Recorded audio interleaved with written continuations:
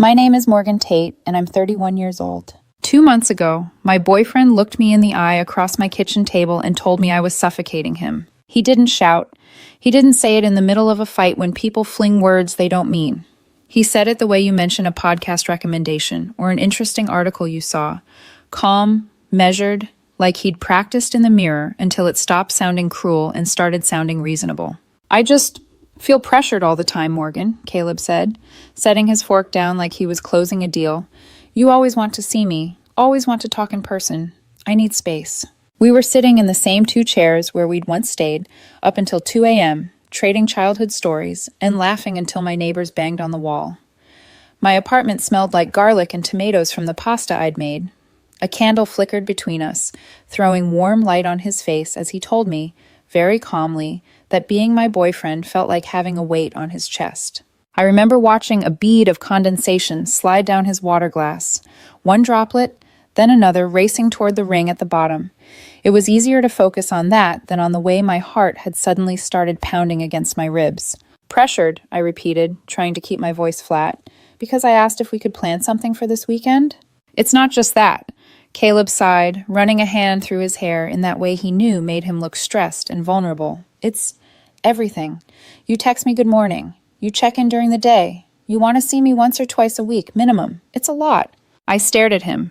We'd been together for over a year. We met on a dating app, matched over a shared love of road trips and obscure documentaries. Within a few months, we were spending 3 or 4 nights a week together. Friday dinners at his place, Sunday mornings at mine, random Tuesdays when one of us had a bad day, and the other showed up with takeout. Back then, the frequency hadn't seemed like a problem. Back then, he'd called me his favorite person. I thought that's what a relationship was, I said quietly. 2 people. Seeing each other, talking, being in each other's lives. I'm not saying I don't want that, he said quickly. I just need it. Less. Work's been insane, my mom's been calling nonstop, and I feel like I can't breathe. Every time my phone buzzes, I feel this pressure, like I'm failing you if I don't respond fast enough. If you'd asked me a year ago to describe my life, I would have said it was steady. Not glamorous, not tragic. Solid in a way I'd earned through careful choices and boring consistency. I pay my bills on time. I know exactly how much is in my savings account. I color code my calendar. I am not chaotic. Apparently, I was overwhelming. I'm not trying to pressure you, I said. I just want to see you.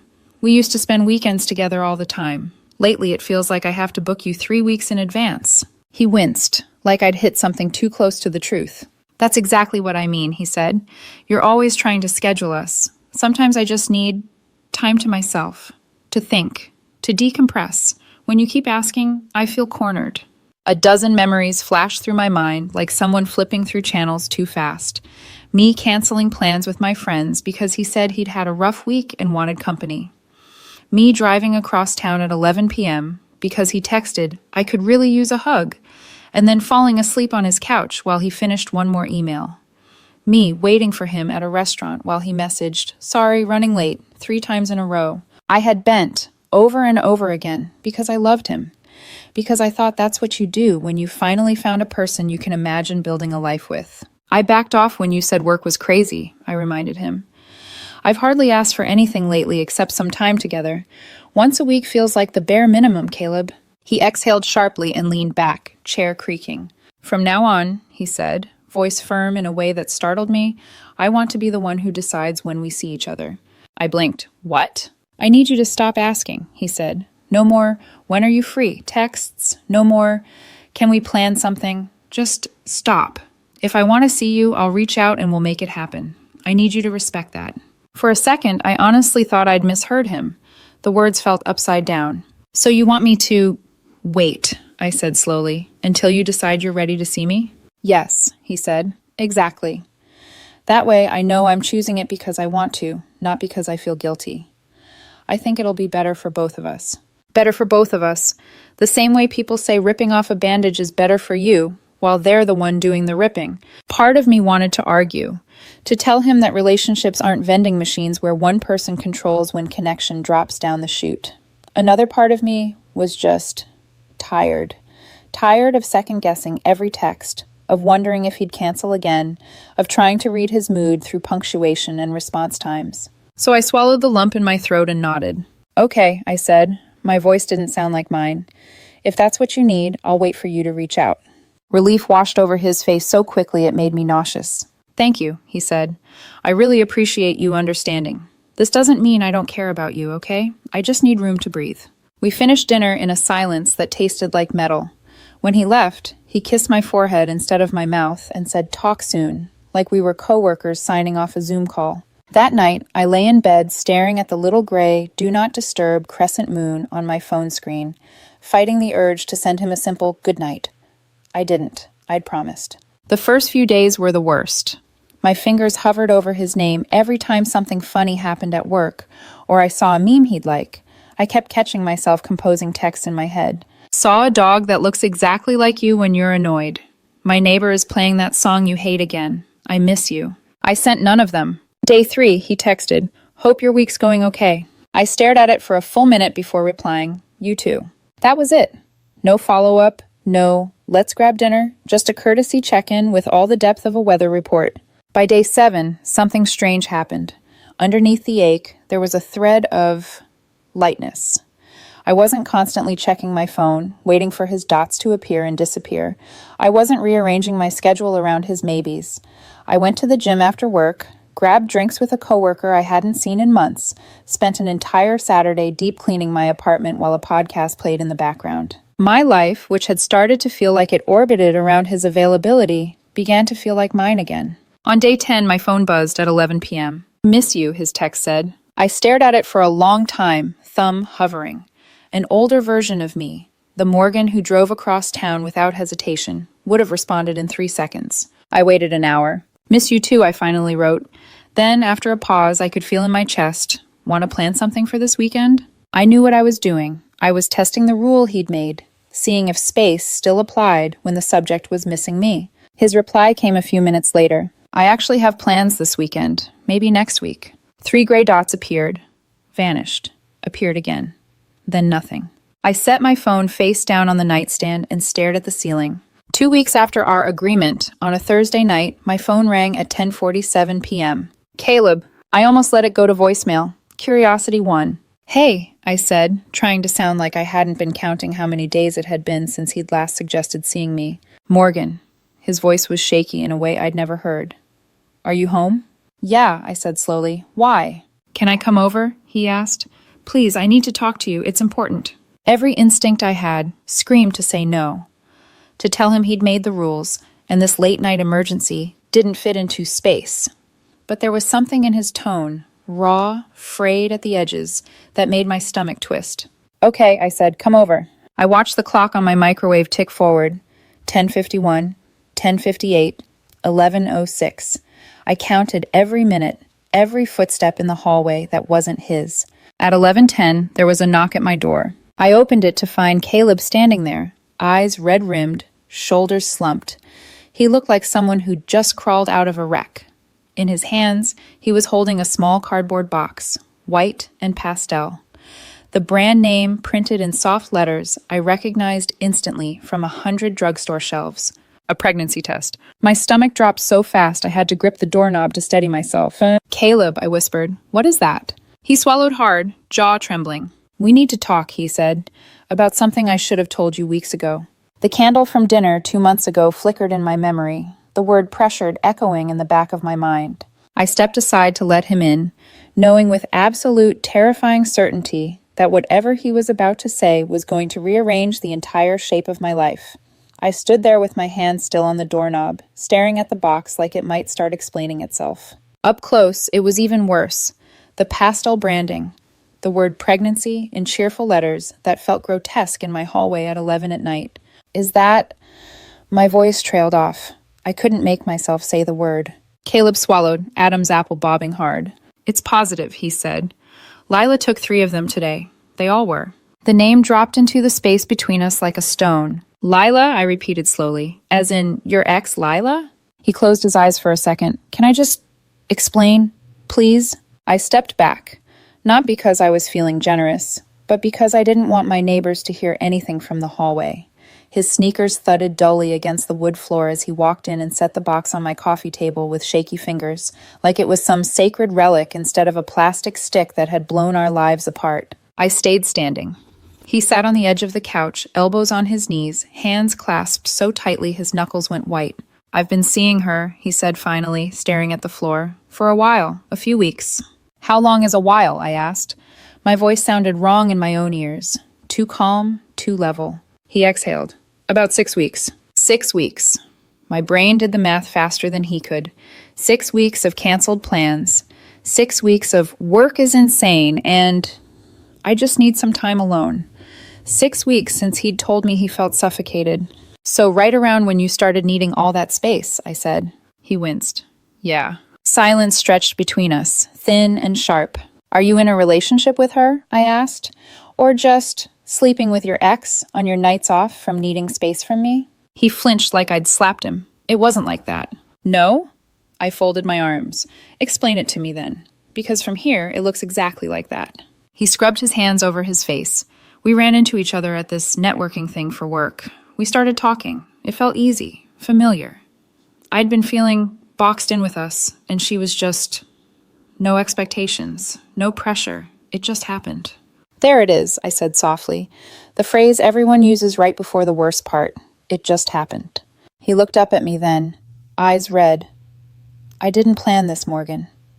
I didn't wake up one day and think, hey, I should blow up my life and hurt the one person who actually shows up for me." "You just fell into bed with your ex while you were still with me," I said. "By accident." "I was confused," he insisted.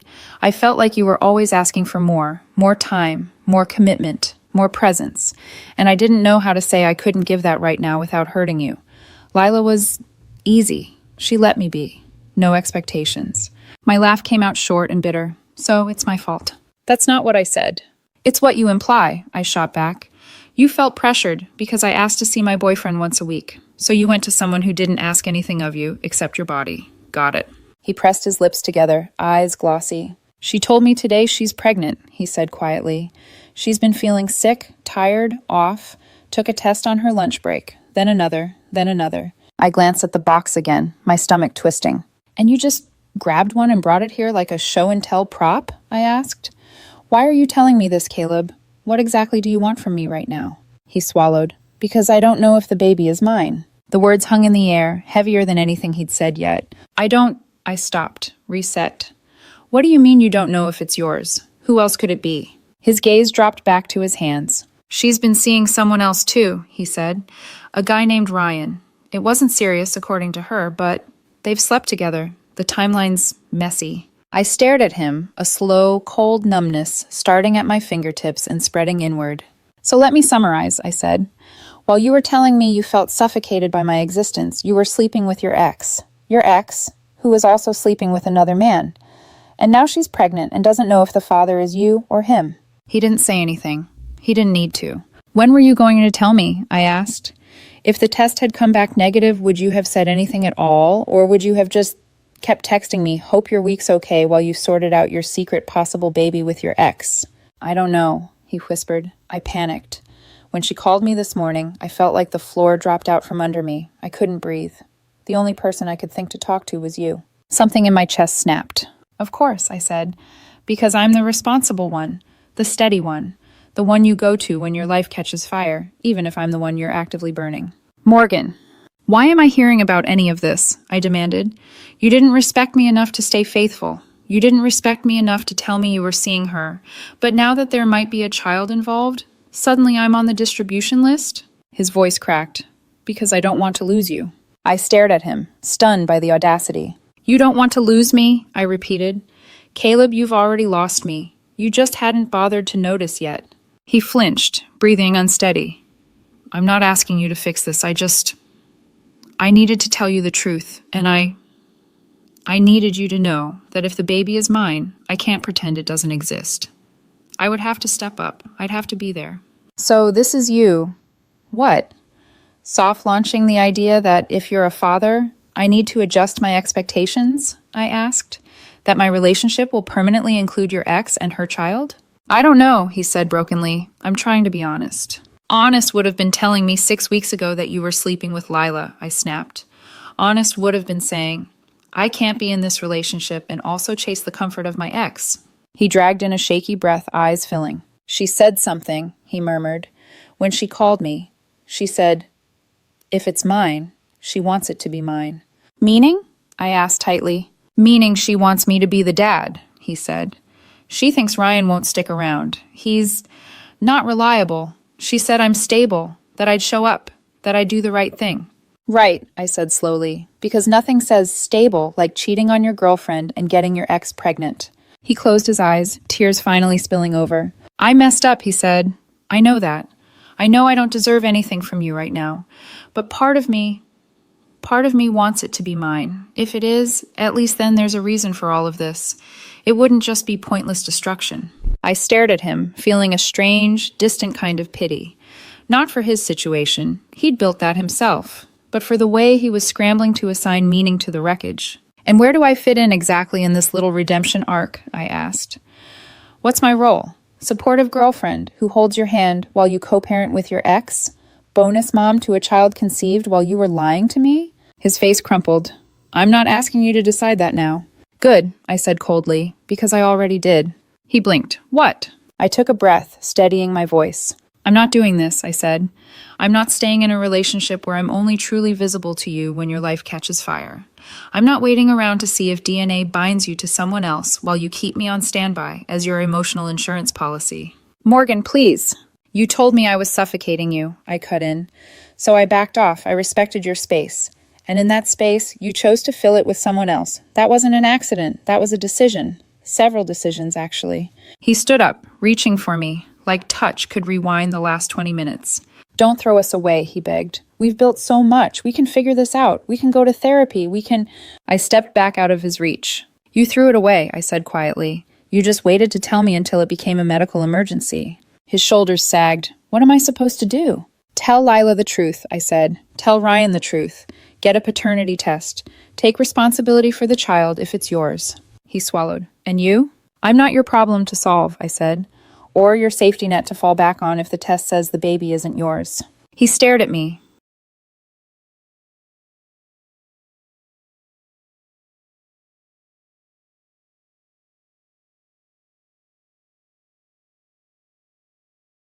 Understanding dawning slowly, like it had to fight its way through layers of denial. You're ending this, he whispered.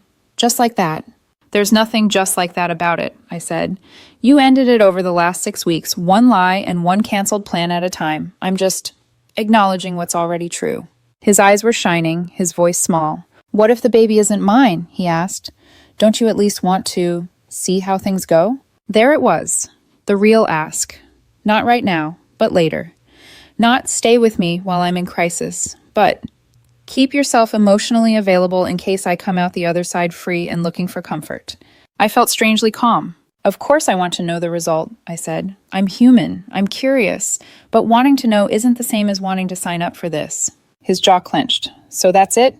That's it, I said. You need to leave. He stared at me like he didn't recognize me, like I was supposed to crumble, to cry, to cling. Please, he tried one more time, voice cracking. Don't do this. Don't just kick me out.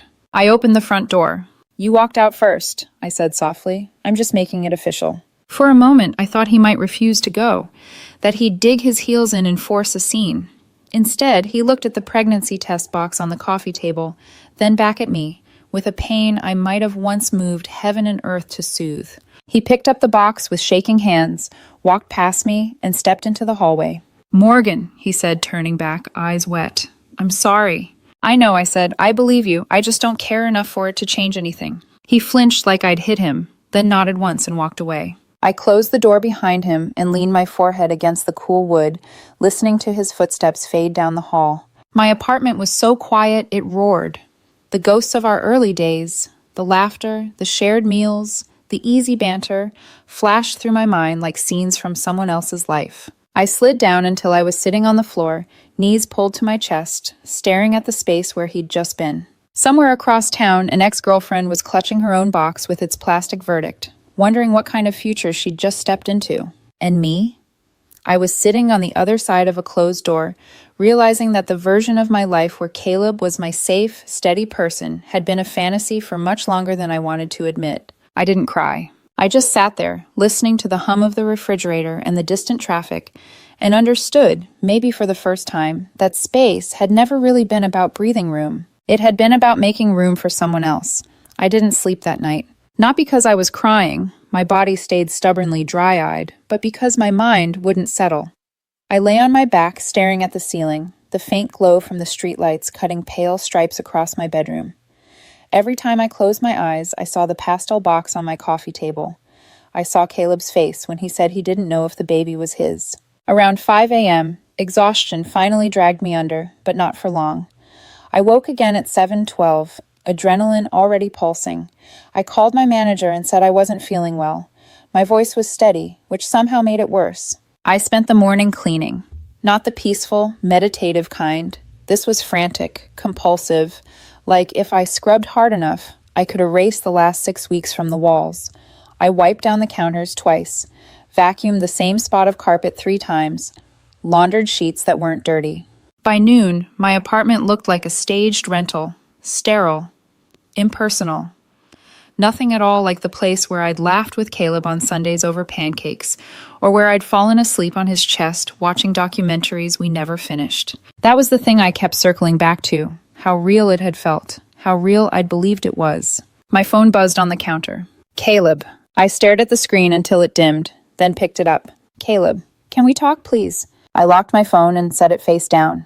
Let him sit with silence for once. An hour later, another buzz. Caleb, I told Lila. She wants to meet. She wants us to talk together. I read it twice, disbelief curdling into a humorless laugh. He wanted me to meet her. The woman he'd cheated with. The woman who might be carrying his child. Absolutely not. I walked into my bedroom, set the phone on my nightstand, and left it there. If it wanted to buzz itself into oblivion, that wasn't my problem. I showered, changed into clothes that didn't feel like they hugged my skin too tightly, and forced myself outside.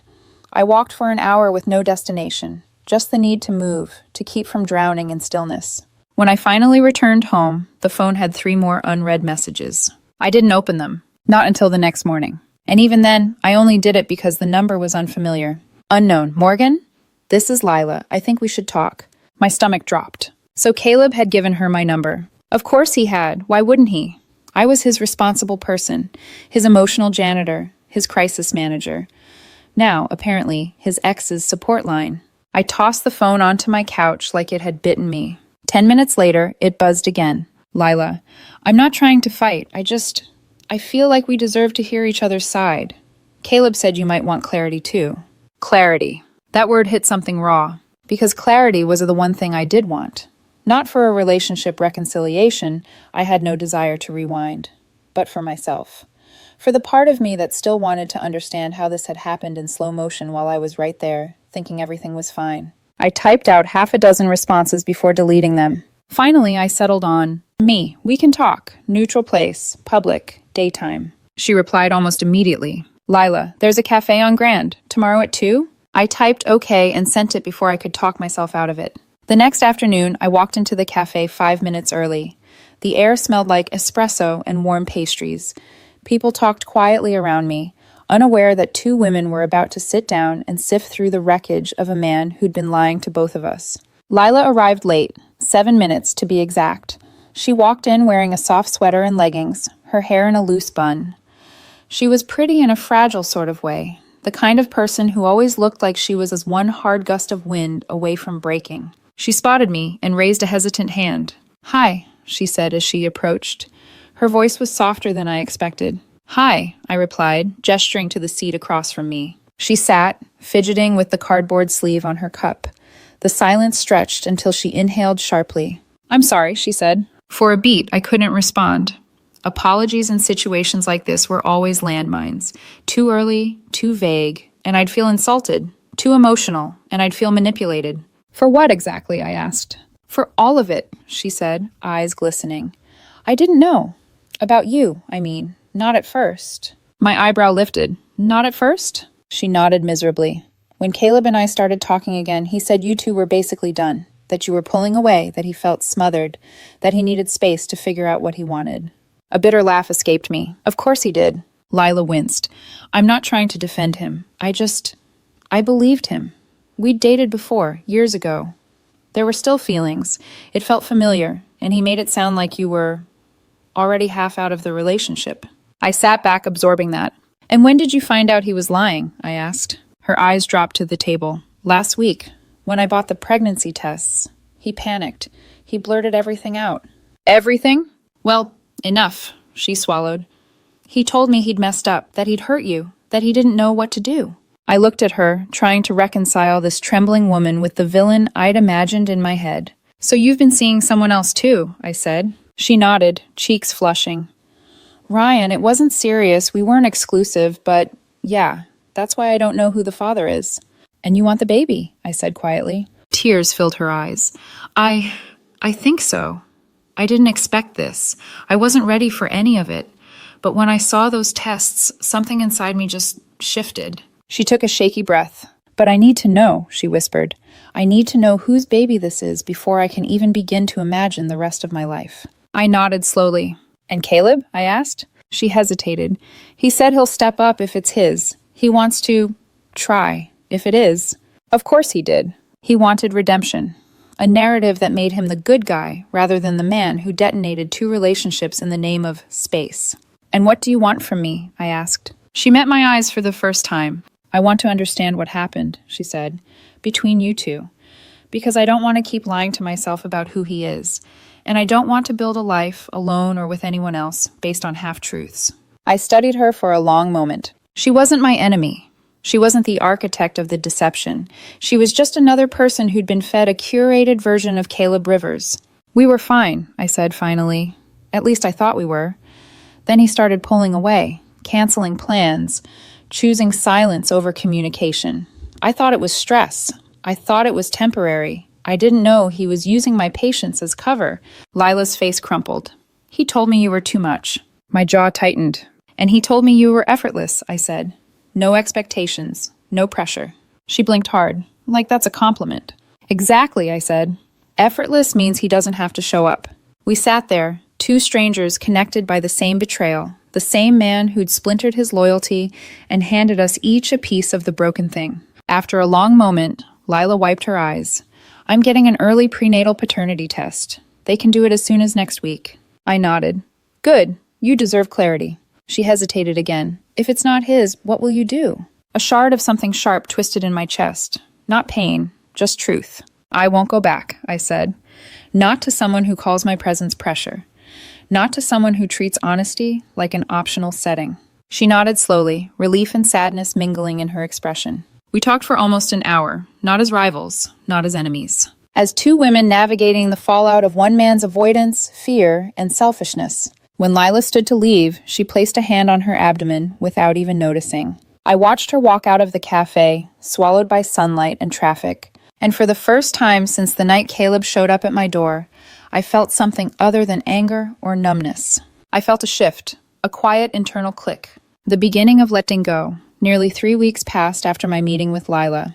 3 weeks of silence punctuated by the occasional text from Caleb, most of which I didn't open. 3 weeks of waking up with a strange duality inside me. Part of me felt lighter than I had in months, and another part felt hollow, like someone had carved out the center of my routines and left the edges intact. I kept moving. Work, gym, laundry, grocery shopping, meal prepping. Life in its most maintenance mode form. But it felt different now, like a life reassembling itself around a missing shape I no longer wanted back. One evening, my friend Noah came over with takeout and a bottle of wine. He didn't knock. He used the spare key I'd given him 2 years ago, back when we first became close enough to trust each other with emergencies and apartment plants. I brought Thai food, he announced, kicking off his shoes. And before you ask, yes, I got the mango sticky rice because you always pretend you don't want dessert and then eat half of mine. I let out a breath that might have been a laugh. Terrible accusation, completely unfounded. Sure, he said, hanging his jacket. Anyway, how's my favorite emotionally shell-shocked friend? I shot him a look. You're not helping. I'm aware. He grinned and unpacked the food. Sit, eat, be nourished. You're one missed meal away from making questionable decisions like unblocking Caleb. I sat. We ate. We talked about work gossip and office politics. We argued about the best character in a show we were both watching. It was normal. It was easy. At some point, though, the conversation drifted, inevitably, to the thing we weren't talking about. How long has it been now? Noah asked gently. 20 days, I said before I could stop myself. He whistled softly. Still no word on the test? I shook my head. Lila said it would take anywhere from 10 days to 3 weeks, so it could be any time. And Caleb? Texted me twice today, I said. I didn't read them. Good. Noah nodded firmly. Let him sit in the discomfort he created. I picked at a loose thread on my napkin. It's weird. I don't want to get back together with him. I know that. But I still want to know. I want the result. That's normal, he said. Closure is a powerful drug. I looked down. Does wanting to know make me pathetic? No, he said immediately. It makes you human. You invested in something real. He didn't. The least the universe owes you is clarity. I swallowed. What if it is his? Then that's his life, Noah said, not yours. And if it's not? He gave me a long look. Still not your life. His voice was calm, certain, grounded. I didn't realize how much I needed to hear that until my eyes stung. He leaned back. When people show you they can only handle love in small, self-centered doses, believe them. Caleb isn't built for the version of commitment you offered. That has nothing to do with your worth. I nodded, trying to absorb it. Noah stayed until midnight, and when he left, he hugged me tighter than usual. You're doing better than you think, he murmured. I wasn't sure if he was right, but I wanted him to be. The paternity test result came on a Tuesday. I was walking to my car after work, juggling my bag, keys, and a half-empty water bottle, when my phone buzzed with a notification. Caleb, can you please read this? It's important. I stopped in the parking lot, heart thudding. My thumb hovered. Then I opened the message thread for the first time in days. Beneath several unread texts, the newest one sat alone, stark and final. The baby isn't mine. 3 words. Just 3. Simple. Clean. Clinical. But the impact wasn't. A rush of something hot and cold surged through me. Relief so overwhelming it made my knees weak, followed by grief I couldn't quite name, followed by a quiet, aching release. I stood between 2 parked cars, breath fogging in the evening air, staring at the message. It wasn't his. He wasn't tied to her. He wasn't becoming a father. There would be no co-parenting, no decades of shared holidays or emergency calls or complicated boundaries. And there would be no narrative for him to cling to. No, maybe this happened for a reason. No moral redemption arc neatly tied with biology. He had ruined our relationship for nothing but the thrill of avoidance and nostalgia. My chest tightened, not with pain, but with clarity. My phone buzzed again. Caleb, can we talk now that we know? Now that we know. As if I'd been part of a team waiting for results. As if the outcome created a blank slate rather than exposing the rot already there. I typed back, me. No, I'm glad you know the truth. That's all. 3 dots appeared, disappeared, returned. Caleb, please. Just one conversation, one chance. I blocked him before he finished. Not out of anger, out of certainty. The kind of certainty that settles like sediment after months of turbulence. Quiet, heavy, undeniable. A week later, through a mutual acquaintance who remained annoyingly neutral throughout all this, I learned that Caleb and Lila had tried to see where things could go after the results came back. It lasted 11 days. Then it imploded. Apparently, Caleb wanted the fantasy of being needed without the responsibility. Lila wanted stability without the conditional affection. Neither got what they wanted. She decided to keep the baby and raise it on her own. Ryan, the actual father, was supportive but overwhelmed, whatever that meant. I felt an unexpected softness for her, not pity. She didn't need that, just understanding. A quiet recognition that she had been caught in a storm she didn't fully see coming. But that wasn't my story anymore. As for me, I started therapy a week after the test results. The first session felt awkward, like stepping into a new pair of shoes. The second felt like taking a breath I hadn't realized I'd been holding for months. My therapist, a woman named Dr. Miles with warm eyes and a sharper brain than Caleb ever deserved me using on him, said something during session 3 that stuck with me. People who fear disappointing others often project that fear as pressure. They rewrite the dynamic to make themselves the victim of expectations no one actually placed on them. I sat with that for days. Caleb wasn't suffocated. He was scared. And instead of owning that, he built a narrative where my presence became the problem. That truth stung, but it also freed something inside me. Now, I'm not dating, I'm not rushing, I'm not manifesting a better relationship or journaling my way into a new love story. I'm just living. Some mornings I feel lighter. Some nights I'm still angry. Some afternoons I'm peacefully indifferent. That's healing, not linear, not graceful, but honest. What I know now, with the kind of certainty that only comes after losing something you never fully had, is this. I will never again settle for being someone's safe option. I will never again mistake someone's emotional absence for depth.